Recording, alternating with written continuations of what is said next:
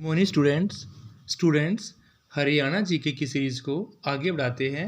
आज का हमारा टॉपिक है हरियाणा के जो अवशेष है, जो अभिलेख है, हरियाणा से कहाँ कहाँ से अभिलेख प्राप्त हुए हैं, वो सारे अभिलेख हम आज यहाँ से पढ़ेंगे। स्टूडेंट्स, हरियाणा से प्राप्त अभिलेख शुरू करते क्लास।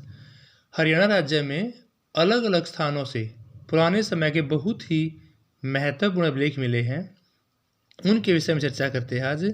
अब तक हरियाणा एक ऐतिहासिक महत्व के 3 दर्जन से भी ज़्यादा, यानी कि हरियाणा में अब तक 3 दर्जन से भी ज़्यादा अभिलेख मिले हैं, जिनमें सबसे महत्वपूर्ण आपका है प्राचीन अभिलेख टोपरा, जो अम्बाड़ा में था, लेकिन वर्तमान समय में कहाँ पर है, वो यमुना नगर के अंदर है। देखो, याद करना है कि सबसे महत्वपूर्ण आपका अभिलेख कौन सा है, टोपरा अभिलेख है। और टोपरा अभिलेख पहले कहाँ था, अम्बाड़ा में था, अब कहाँ है, यमुनानगर में। तो 3 क्वेश्चन हो गया आपके यहाँ से कि सबसे प्राचीन अभिलेख कौन सा है, टोपरा अभिलेख है। पहले कहाँ पर था टोपरा, अम्बाड़ा में था, और अब कहाँ पर है, यमुनानगर के अंदर है। स्टूडेंट्स, नेक्स्ट है टोपरा स्तंभ जो है वो किसके काल में बनवाया गया था, किस कालीन है। तो टोपरा स्तंभ आपका अशोक कालीन है। इस पर सम्राट अशोक के समय 273 ईस्वी पूर्व से 232 ईस्वी पूर्व तक उनका समय काल जो था 7 अभिलेख अंकित है। कितने अभिलेख थे, 7 अभिलेख अंकित है, जिसकी भाषा ब्रह्मी व संस्कृत है। टोपरा स्तंभ पर विग्रहराज चतुर्थ के कितने अभिलेख हैं, 3 अभिलेख है। किसके, विग्रहराज के। और इनसे पता चलता है कि विग्रहराज चतुर्थ ने मलेच्छों को पराजित किया था। यानी कि जो 3 अभिलेख है, इन अभिलेखों से पता चलता है कि विग्रहराज चतुर्थ ने मलेच्छों को पराजित कर दिया था।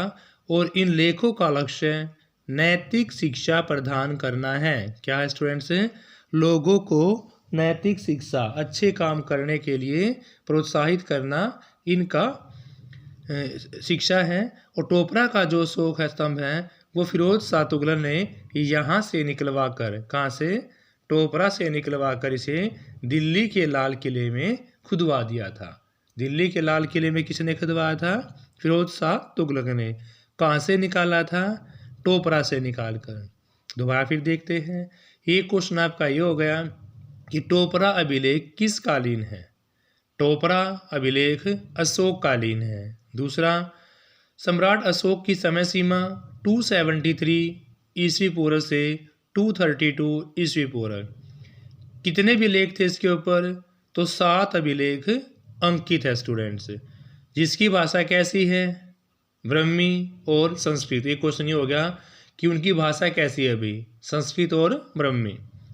टोपरा स्तर पर विग्रहराज चतुर्थ के कितने अभिलेख हैं, 3 अभिलेख है। एक क्वेश्चन ये हो जाता है कि टोपरा स्तर पर विग्रहराज के अभिलेख कितने हैं, वो 3 हैं। और उनसे हमें क्या जानकारी मिलती है, इनसे हमें जानकारी मिलती है कि विग्रहराज चतुर्थ ने मलेच्छों को पराजित कर दिया था। इन लेखों का लक्ष्य नैतिक शिक्षा प्रदान करना है, लोगों को उपदेश देना है, नैतिक शिक्षा प्रदान करना है।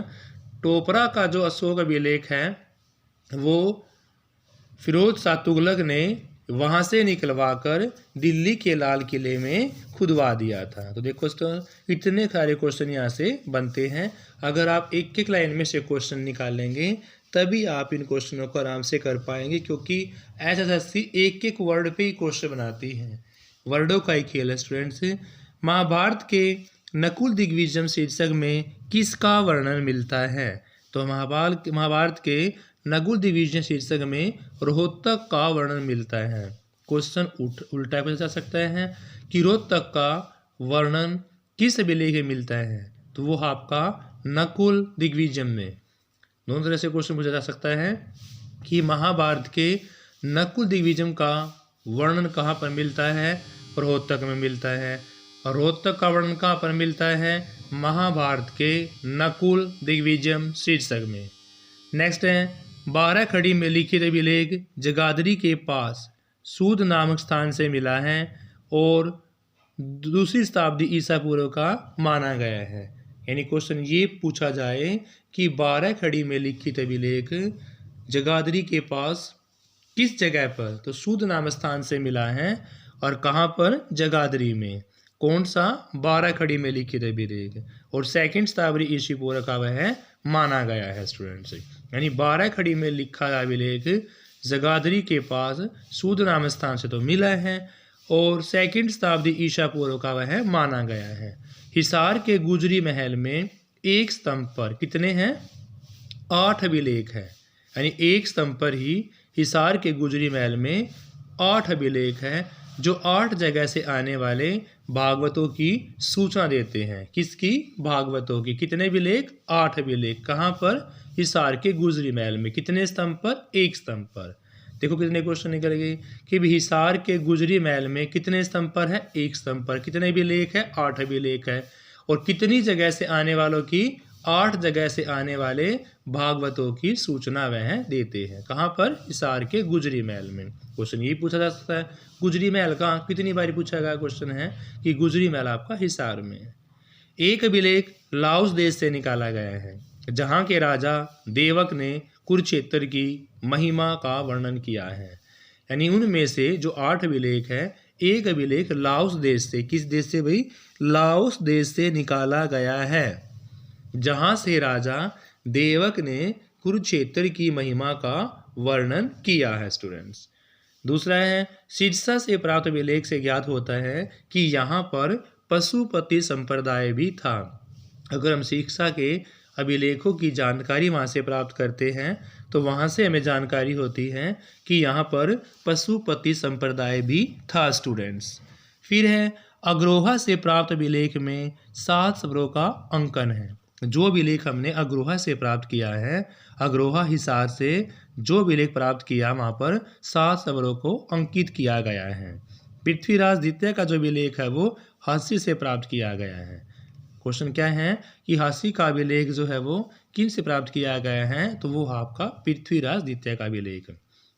खरोष्टी लिपि में अंकित अभिलेख कहाँ से लिखा है? करनाल से मिला है। कौन सी लिपि में? खरोष्टी लिपि में अंकित अभिलेख कहाँ से मिला है? करनाल से मिला है स्टूडेंट्स। लाडन्नू राजस्थान से प्राप्त अभिलेख के अनुसार हरियाणा की राजधानी कौन थी? दिल्ली थी। किसके अनुसार? लाडन्नू राजस्थान से प्राप्त अभिलेख के अनुसार हरियाणा की राजधानी कौन सी थी? दिल्ली थी स्टूडेंट्स। नेक्स्ट पॉइंट है भी 9वीं शताब्दी में रचित राजा मिहिर भोज का अभिलेख। राजा मिहिर भोज का अभिलेख कौन सी शताब्दी में? 9वीं शताब्दी में पेहोवा से प्राप्त हुआ था। कहाँ से? पेहोवा से। और राजा मिहिर भोज के समय में घोड़ों का व्यापार भी पेहोवा से ही होता था। किसके समय में? राजा मिहिर भोज के समय में। कहाँ से? पेहोवा से घोड़ों का व्यापार किया जाता था। तो घोड़ों के व्यापार के लिए फेमस जगह कौन सी है? पेहोवा। किसके समय की है? राजा मिहिर भोज के समय की। किस शताब्दी की बात कर रहे हैं हम? 9वीं शताब्दी की स्टूडेंट्स। फिर है पेहोवा के राजा महेंद्रपाल का एक अभिलेख है, एक शिलालेख है 905 ईस्वी में, जिसमें मंदिरों के निर्माण की चर्चा की गई है। यानी कि पेहोवा के राजा का नाम महेंद्रपाल, वहाँ का एक शिलालेख 905 ईस्वी में मिला जिसमें मंदिरों के निर्माण की चर्चा की गई है स्टूडेंट्स। दोबारा फिर देखते हैं। अग्रोहा से प्राप्त अभिलेख में 7 शब्दों का अंकन है। पृथ्वीराज द्वितीय का अभिलेख हास्य से प्राप्त हुआ है। खरोष्टी लिपि में अंकित अभिलेख करनाल से मिला है। लाडन्नू से प्राप्त अभिलेख के अनुसार हरियाणा की राजधानी दिल्ली थी। 9वीं शताब्दी में रचित राजा मिहिर भोज का अभिलेख कहाँ से? पेहोवा से। राजा मिहिर भोज के समय वहाँ पर क्या होता था? घोड़ों का व्यापार होता था। नेक्स्ट पॉइंट है भाई पेहोवा के राजा महेंद्रपाल का एक शिलालेख 905 ईस्वी पूर्व में मिला जिसमें वहाँ के मंदिरों के निर्माण की खड़ी चर्चा की गई है स्टूडेंट्स। आगे फिर देखते हैं। नेक्स्ट क्वेश्चन आपका वामन पुराण में हरियाणा में प्रवाहित होने वाली नदियों और वन के क्षेत्रों का उल्लेख है। यानी किस जगह कौन से पुराण में हरियाणा में बहने वाली, ये क्वेश्चन आ चुका है कि हरियाणा में बहने वाली नदियों का वर्णन किस पुराण में है? तो वो आपका वामन पुराण में। और वन क्षेत्रों का वर्णन भी किस में है? वामन पुराण में है। तो 2 क्वेश्चन हो जाते हैं आपके यहाँ से कि भी हरियाणा में बहने वाली नदियों का और वन के क्षेत्रों का वर्णन किस पुराण में है? वामन पुराण में है स्टूडेंट्स। पेहोवा हरियाणा का गया, और वैसे गया कहाँ पर है? बिहार के अंदर है स्टूडेंट्स। लेकिन हरियाणा का गया पेहोवा, और पेहोवा पर क्या, घोड़ों का व्यापार के लिए फेमस है। और पेहोवा के राजा का नाम क्या था, मिहिर भोज का अभिलेख। कपाल मोचन यमुनानगर में है, यहाँ से एक अधूरा अभिलेख प्राप्त होता है। तो अधूरा अभिलेख के लिए क्वेश्चन फेमस हो जाता है कि हरियाणा में अधूरा अभिलेख कहाँ से प्राप्त हुआ है। तो हरियाणा में अधूरा अभिलेख प्राप्त हुआ है कपाल मोचन यमुनानगर से। करनाल से प्राप्त अभिलेख खरोष्टी लिपि में लिखा गया है। करनाल से प्राप्त जो अभिलेख है वो कौन सी लिपि में लिखा गया भाई, वो लिखा गया है खरोष्टी लिपि में। और कपाल मोचन से कौन सा अधूरा अभिलेख मिला है। कपाल मोचन है कहाँ पर, यमुनानगर के अंदर। जो करनाल से अभिलेख मिला खरोष्टी लिपि में, वो अभिलेख तालाब के निर्माण से संबंध रखता है स्टूडेंट्स। किसके, तालाब के निर्माण से संबंध रखता है। हास्य से पृथ्वीराज द्वितीय के लिए प्राप्त हुए हैं। पृथ्वीराज द्वितीय के अभिलेख कहाँ से, हास्य हिसार से प्राप्त हुए हैं। हास्य हिसार से पृथ्वीराज द्वितीय के अभिलेख प्राप्त हुए स्टूडेंट्स। मोहनबाड़ी रोहतक में है। मुरवाड़ा रेवाड़ी से 10वीं शताब्दी के अभिलेख मिले स्टूडेंट्स। किसके, 10वीं शताब्दी के। कहाँ से, मोहनबाड़ी रोहतक और मुरवाड़ा रेवाड़ी से 10वीं शताब्दी के मिले स्टूडेंट्स। देखो पेहोवा जो है हरियाणा का गया है, और वैसे गया कहाँ पर मिला था, गया एक स्थान कहाँ है, बिहार के अंदर स्टूडेंट्स। लेकिन हरियाणा का गया कौन सा है, पेहोवा, जहाँ पर घोड़ों के व्यापार के लिए फेमस है और राजा मिहिर भोज के समय का है। कपाल मोचन आपका यमुनानगर के अंदर है। और यह क्वेश्चन अधूरा अभिलेख के लिए फेमस हो जाता है कि हरियाणा में अधूरा अभिलेख कहाँ से मिला है, तो कपाल मोचन यमुनानगर से मिला है स्टूडेंट्स। करनाल से प्राप्त अभिलेख खरोष्टी लिपि में लिखा हुआ है, और यह अभिलेख तालाब के निर्माण से भी संबंध रखता है। हास्य से पृथ्वीराज द्वितीय के अभिलेख प्राप्त हुए स्टूडेंट्स। और मोहनबाड़ी की बात करते हैं तो रोहतक के अंदर, और मुरवाड़ा रेवाड़ी से 10वीं शताब्दी के अभिलेख मिले हैं। और एक लास्ट क्वेश्चन स्टूडेंट्स, तो शाम भिवानी में है।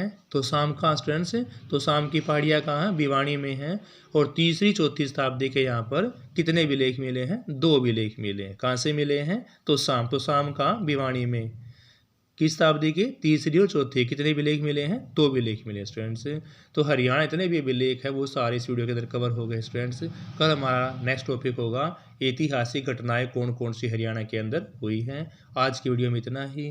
Thank you students, have a nice day. Please like share subscribe channel.